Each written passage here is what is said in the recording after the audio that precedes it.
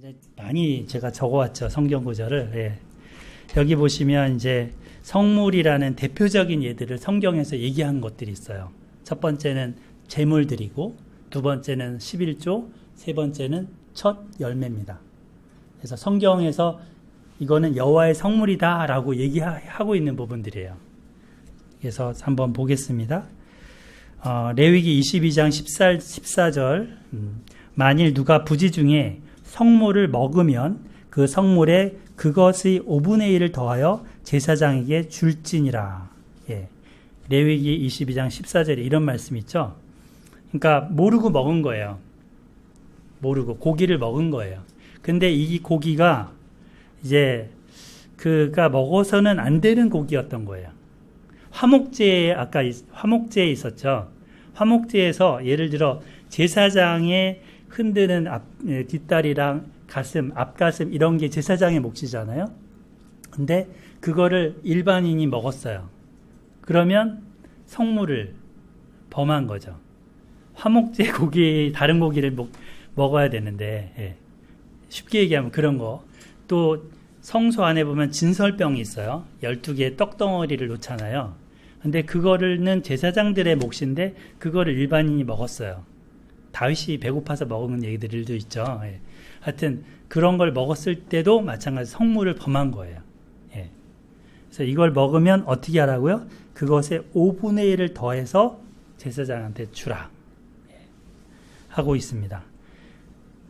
그래서 레위기 여기 19장 8절에도 보면 이걸 먹는 자는 여호와의 성물을 더럽힌 것이고 그것으로 죄를 담당할 것인데 그가 그의 백성에서 끊어질지니라. 이런 엄중한 말씀까지 하십니다.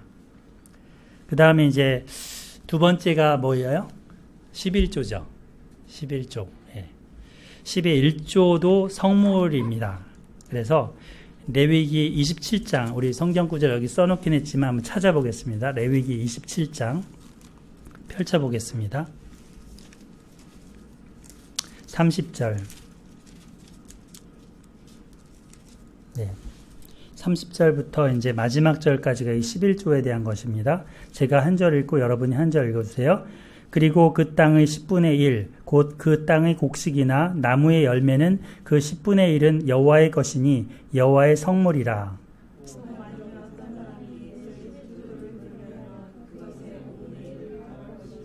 모든 소나 양의 11조는 목자의 지팡이 아래로 통과하는 것의 10번째의 것마다 여호와의 성물이 되리라.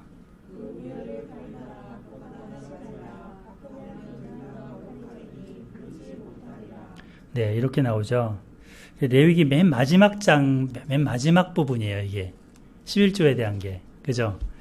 근데, 땅의 11조가 나오고, 그리고 그 소나 양의 11조도 나오고 하죠. 이 땅의 11조는 식물이고, 소나 양은 이제 동물이니까요. 이런 것의 11조를 하나님의 것이다, 하나님의 성물이다 하시는데, 만약에 그 11조를 바치지 않았다가 뒤늦게 깨닫게 되면 5분의 1을 더해서 드리라고 하는 겁니다. 우열을 바꾸거나 하지 말라. 뭐가 더 좋을지 이렇게 생각해서 얘가 좀 더 후지네, 얘가 좀 더 낫네 하면서 이렇게 교체하지 말라는 거예요. 이 소나 양을 이렇게 통과할 때 어느 막대기를 가지고 들어가 하면서 이렇게 막대기를 가지고 이렇게 하는데, 예. 이렇게 하면서 통과되는 것의 10번째 것. 1, 2, 3, 4, 5, 6, 7, 8, 9, 10 했잖아요. 10번째 거는 하나님의 것. 이렇게 되는 거예요. 걔가 더 좋은 것일 수도 있고, 안 좋은 것일 수도 있죠. 예. 그렇게 하면서 그거를 드리라.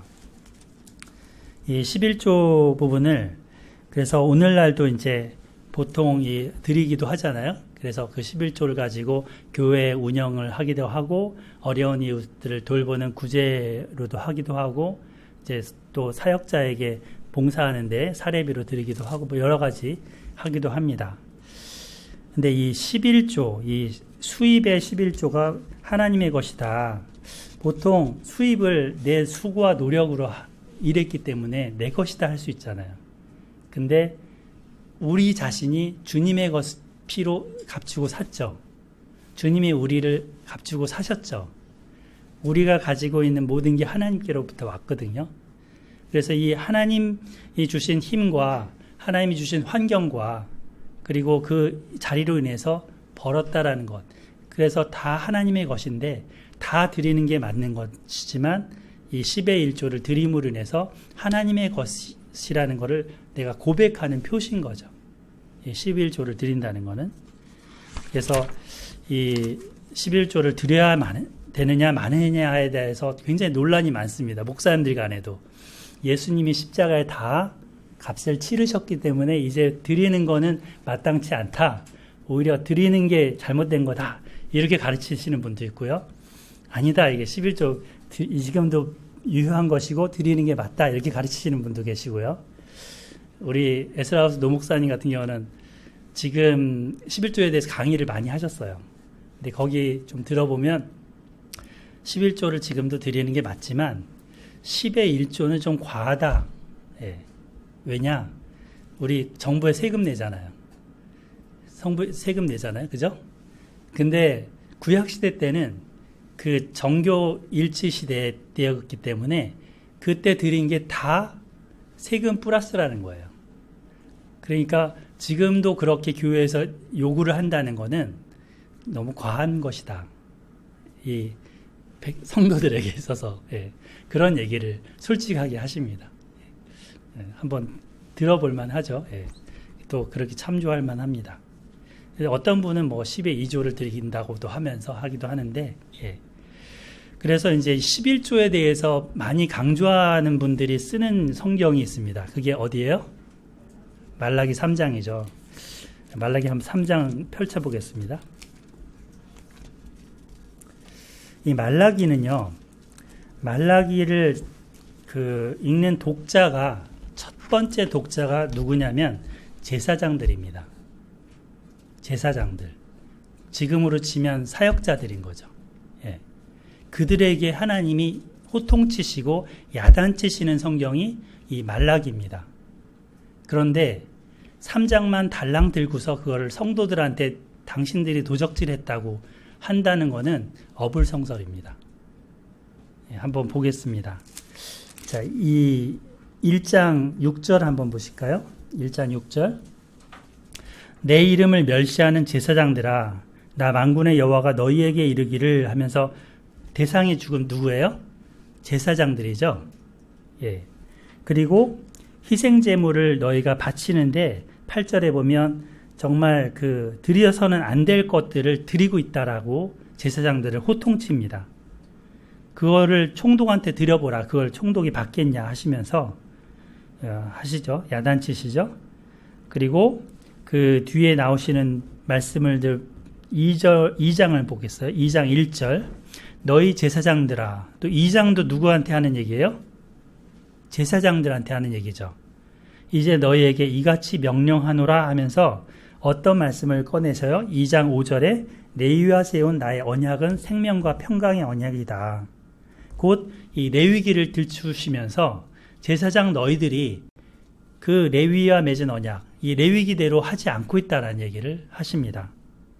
그리고 7절에 보면 제사장의 입술은 지식을 지켜야 되고 그 입에서 율법을 구해야 되는데 너희가 여호와의 사자, 하나님이 보낸 그런 사자임에도 불구하고 율법을 스스로 거스리고 있다라고 하십니다. 레위의 언약을 깨뜨렸다.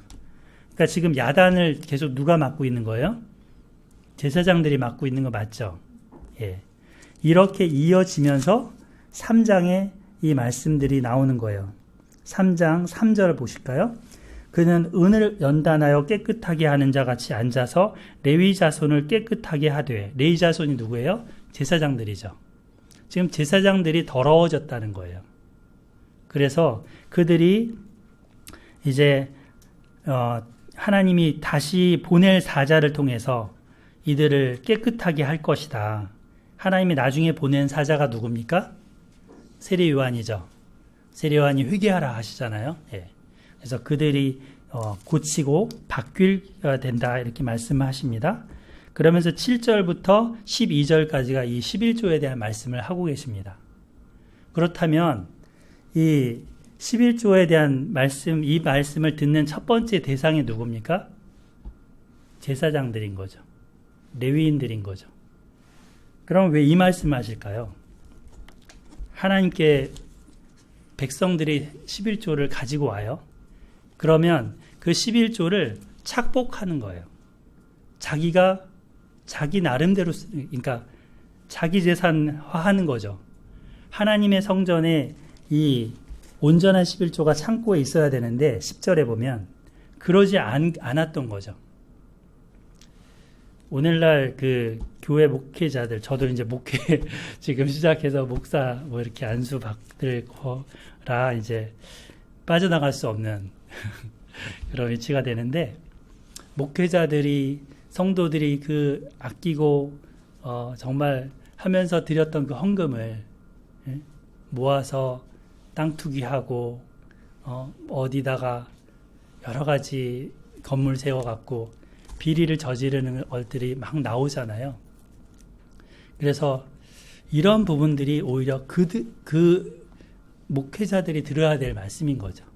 니네가 왜 11조 안 하냐고 호통칠 성경으로 쓸 구절이 아닌 거죠. 물론 이제 성도들도 이렇게 드리는 게 맞는데, 예. 그래서 하나님의 성물을 정말 바르게 사용하고 바르게 그리고 관리해야 된다라는 책임이 있다라는 것을 배울 수가 있습니다.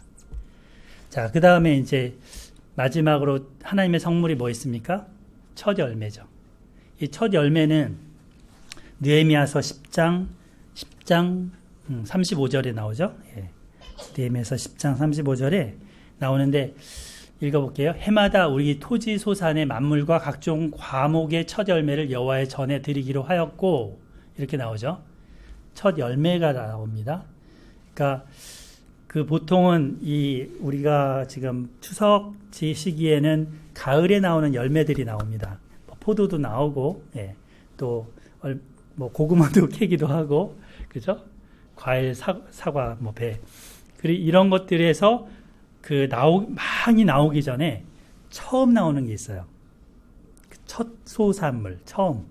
그 처음 것은 이 산물을 내기까지 하나님이 그동안 햇빛도 비추시고 비도 내려주시고 땅도 뭐 이렇게 비옥하게 하시면서 기르게 하셨다는 것을 보여주는 겁니다. 그러니까 그 첫 소산물을 하나님께 드림으로 이 뒤의 소산물까지도 하나님의 것입니다라는 11조 정신하고 똑같은 거죠. 이렇게 인정하고 하나님 되심을, 우리의 하나님 되심을 고백하는 그 자세, 그런 것입니다. 그 다음에 예레미야에서 보면, 예레미야 한번 읽어볼까요? 시작. 이스라엘은 여호와를 위한 성물 곧 그의 소산 중 첫 열매이니 그를 삼키는 자면 모두 벌을 받아 재앙이 그들에게 닥치리라. 여호와의 말씀이니라. 이거는 사람이죠. 이스라엘 백성이죠. 모든 만국 중에서 이스라엘이 그 첫 소산물과 같다는 거예요. 하나님이 볼 때. 호세아서에 보면 마치 그 무화과 파김이라고 하는데, 많은 무화과를 따기 전에 첫 무화과가 있어요. 그 무화과처럼 여겼다라고 하셔요, 하나님이. 그만큼 너무 반가웠다. 예수님이 그 배가 고파서 시장하실 때 무화과를 저주하시죠. 무화과 나무에 갔는데 열매가 없다고. 그거는 그 파김이 없었던 거예요. 그 무화과 나무에 파김, 그 첫 열매가 없으면 뒤에 열매도 못 맺습니다. 예수님이 저주한다고 열매가 안 맺혔다라기보다 성경학자들은 저 나무는 파김이 없어서 뒤에 열매를 못 맺을 나무다라는 거예요. 이해 가세요? 파김, 첫 열매, 무화과 첫 열매를 히브리어로 파김이라 그래요. 그러니까 예수님이 저주해서 저 나무가 그 열매가 없어진 게 아니라 원래 그 첫 열매가 맺히지 않았기 때문에 자연스럽게 열매가 안 맺힐 나무라는 거죠. 그렇게 풀어서 설명을 합니다. 여하튼 이 첫 열매는 너무나 기쁘고 소중한 거예요.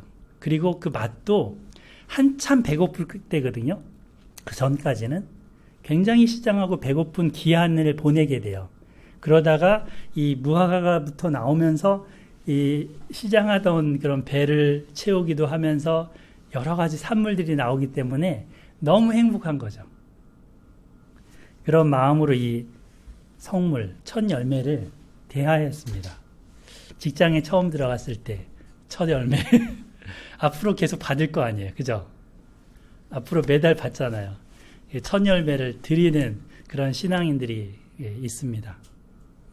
옛날에 소개해드렸던 그 비글파파, 하준파파 비글 부부, 거기에 그 남자분도 그 싱가포르에 갔을 때 정말 어렵게 직장에 취업해갖고 했는데 그때 첫 월급을 하나님이 드려야 되겠다, 하나님께 드려야겠다는 마음을 하나님 주시더래요. 그거 가지고 이제 막 고민하다가 수요예배 때 가서 거의 던지다시피 하고 나왔다고 하는데, 하나님이 그 달에 어느 달보다 가장 잘 먹여주시고 가장 맛있는 거로 살았다고 막 이 사람 저 사람 부르더라는 거예요. 식사 대접한다고. 그런 경험을 얘기를 하더라고요.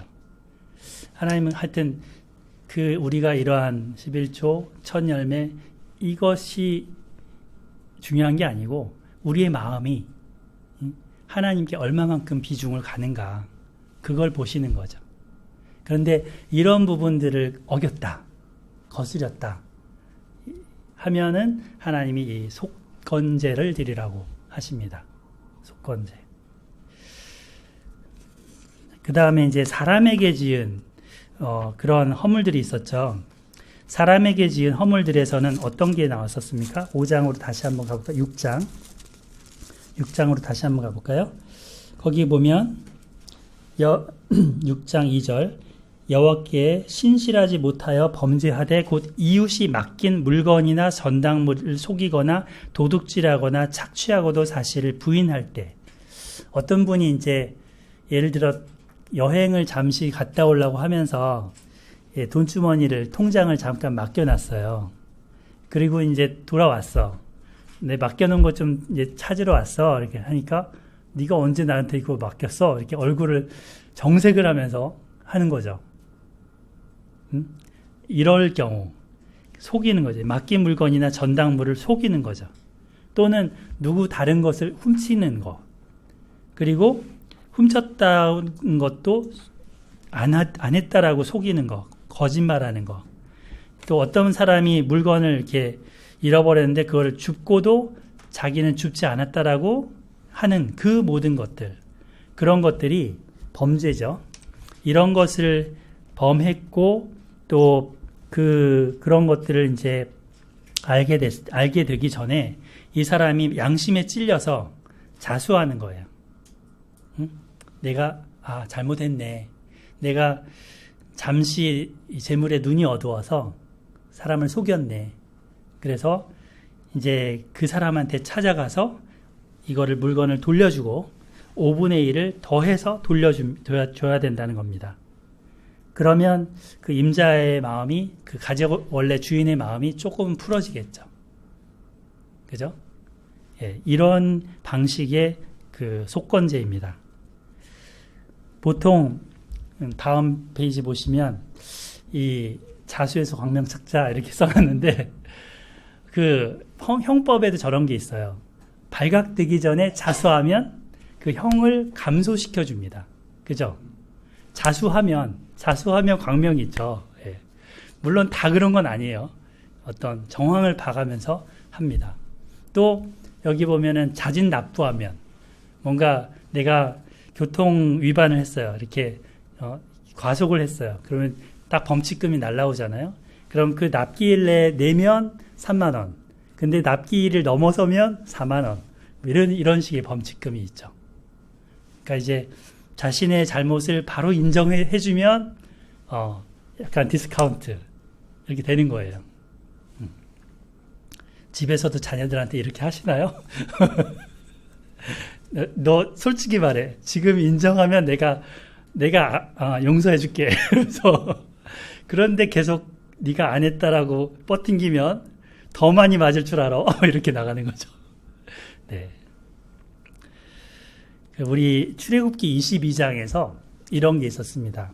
어떤 사람이 소나 양을 도둑질을 했는데 그거를 팔거나 잡으면 그것이 발각됐을 때 그 사람은 그 소에 대해서는 5마리를, 양에 대해서는 4마리를 갚아야 된다. 기억나시나요? 네, 그런 말씀이 있었어요. 그리고 만약에 그걸 잡은 게 아니라 그 사람의 손에 있으면 2배를 갚아줘야 된다. 근데 이거랑 좀 다르잖아요. 뭐 법이 좀 바뀌었나요? 개정이 됐나요? 그때는 발각됐을 때, 지금 이때는 자수했을 때예요. 그러니까 레위기 때는 정말 자기가 잘못했던 거를 인정하고 나오는 거죠. 출애굽기 그때는 딱 덜미가 잡힌 거죠. 자, 그래서 하나님은 이렇게 아주 세세하게 말씀을 해주십니다.